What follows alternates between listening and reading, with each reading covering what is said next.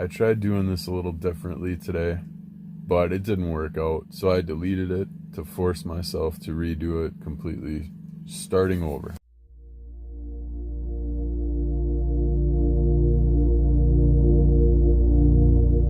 So this is that. So, welcome.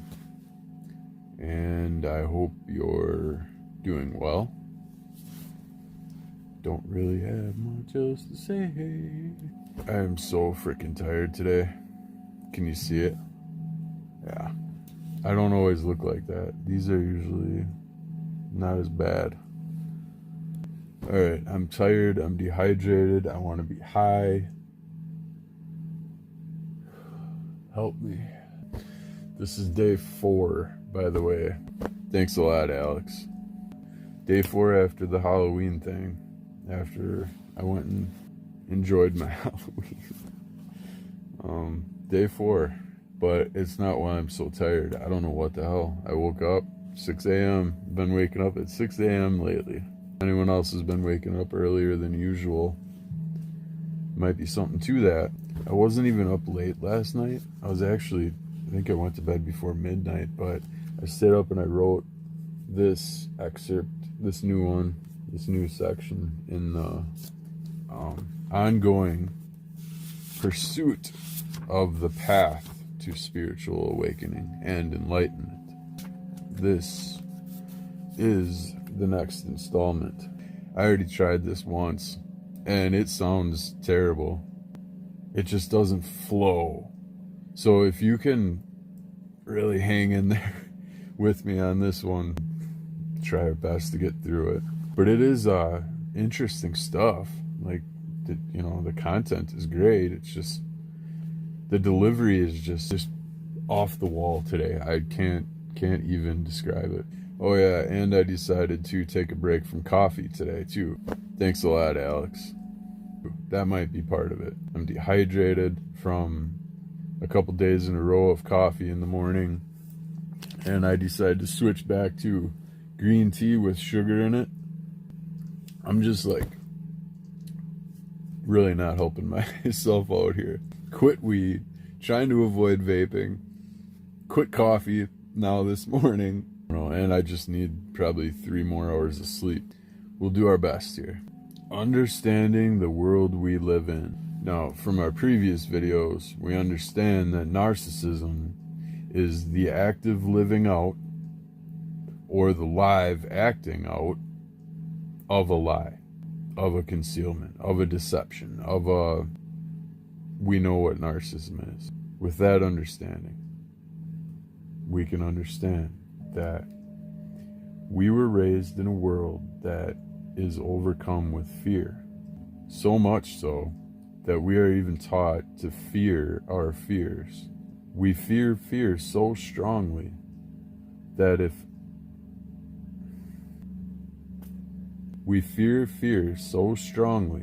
oftentimes we are willing to do just about anything to avoid confronting it or even be exposed to it. What if I told you that through conscious exposure lies the keys to unlocking more of yourself? Conscious exposure to fear. Not even just fear. After I wrote this last night, I wrote this smaller, pertaining to pain. Fear is actually, it's the active avoidance ritual of pain. You fear the pain, your fear makes you act in ways to avoid the pain. Therefore, the fear is the active avoidance ritual of the pain. We do literally everything we can to avoid pain. So I wrote this section under my fear list. I was looking at my fear list. Why do I fear these things? Because I was trained to, programmed to avoid pain. Last night, I wrote that I got the download on 11/4 as I'm writing this. I said I have to write this down, and it may be pertaining to this. So the thing about the fear and the pain. but this is what I wrote. Our mind filters out all of the truths of the world that we can't handle. The mind causes us not to see certain things, the raw truths of our reality. Even when we think we are looking to uncover them, you won't see it until you're ready. This is a defense mechanism to protect the psyche, much in the same way fear works. This is the avoidance of pain. Our brains would not know pain if it were not for our nervous system. Fear is the avoidance of pain. Our souls and subconscious know the ultimate truths of the universe, but conceal it from the vessel to avoid fracture. So that's that in a nutshell. We can definitely going to be diving deeper into that concept, because that was kind of like as far as what we fail to notice, even when it's right in front of us, like a cheating spouse or anything, what might be right in front of us and we don't notice it, is that our subconscious protecting us from the reality of the truth, and we're powerless to its willingness to reveal what actually is going on, or when it feels you're ready. But meanwhile you're living in this delusion, right? Kind of scary.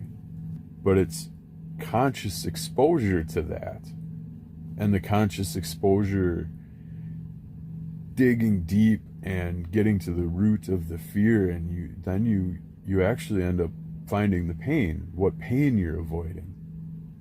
That's at the root of it all. It isn't only just more of you, but more of the real you. I'm not referring to any of the phobias here either. I'm referring to the micro fears that are controlling what you do, where you go, who you talk to, how long you'll sit on your favorite park bench. If this doesn't sound like you, just wait. It gets a whole lot juicier.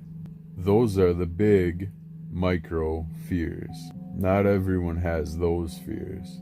But at this time, I want you to start thinking about, maybe even journaling, some of the fears that you have, and whether or not it might be pertaining to some of the things that are brought up in this excerpt.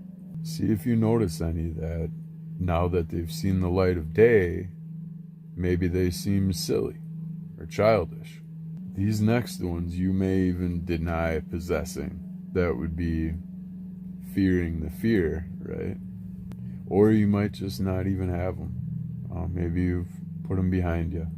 But if you find that you participate in the following fear-related activities, you most certainly do. Let me get some.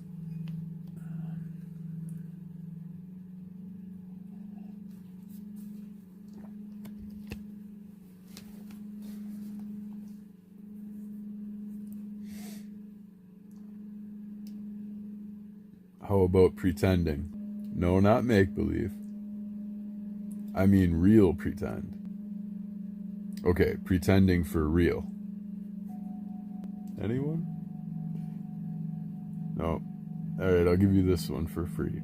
No legwork required. Pretending occurs due to a fear of rejection.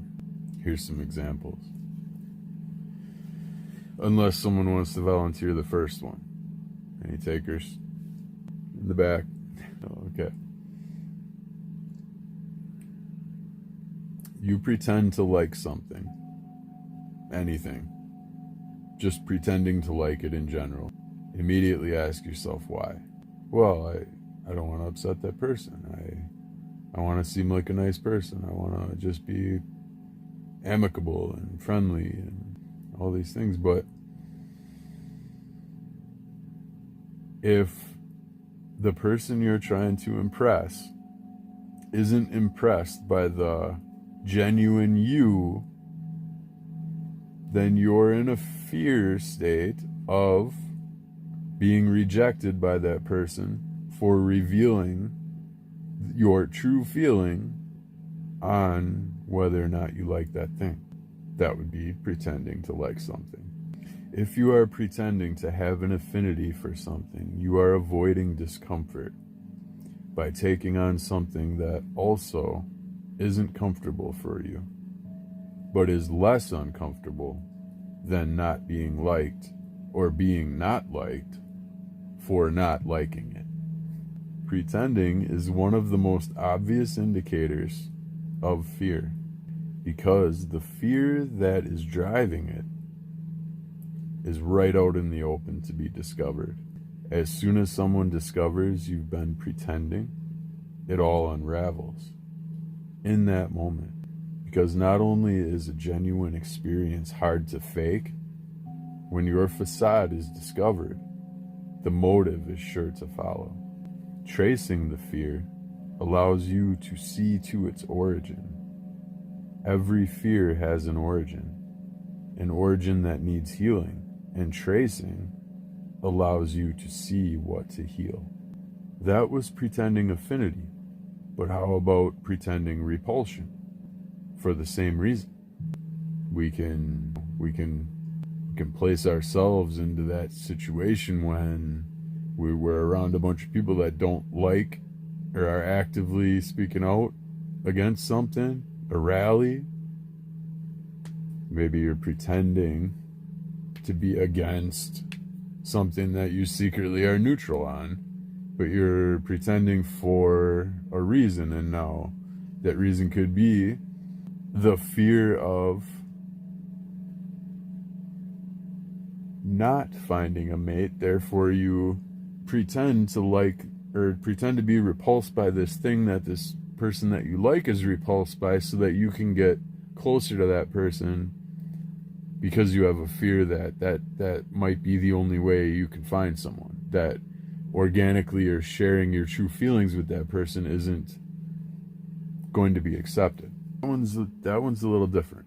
That one's tricky, but we traced it back to fear though.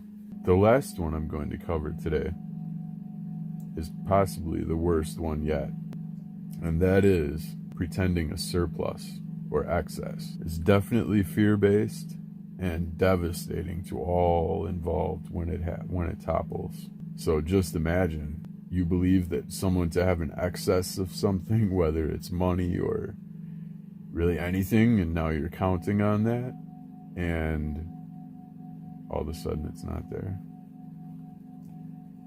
That's why it's so devastating. And it will topple, because feigning an excess is probably the hardest one to fake, for lack of proof, or, just imagine. Probably the ugliest one, though, is ironically when we pretend not to notice each other or even pretend to care. So I'll let you ponder on that one. Until next time, I look forward to seeing you in the upcoming videos. And as always, never stop spreading your light. Do you have any examples of pretending that maybe I didn't cover, or some good stories of how pretending exposed a fear? Or maybe you have a story of hope. You were able to expose the pretending and heal the fear in that person. But leave it in the comments if you do. I'm curious. When we can start picking apart these fears in our lives, we can start getting to the root of what exactly is driving us, what is making us do the things that we do, and are we being controlled in some way through our fears, by the people that we know, by fear itself, by shadow outside entities? What are your theories? But fear is all around us, and the more aware of it that we can make ourselves, the more resilient we can be to acting outside of our will.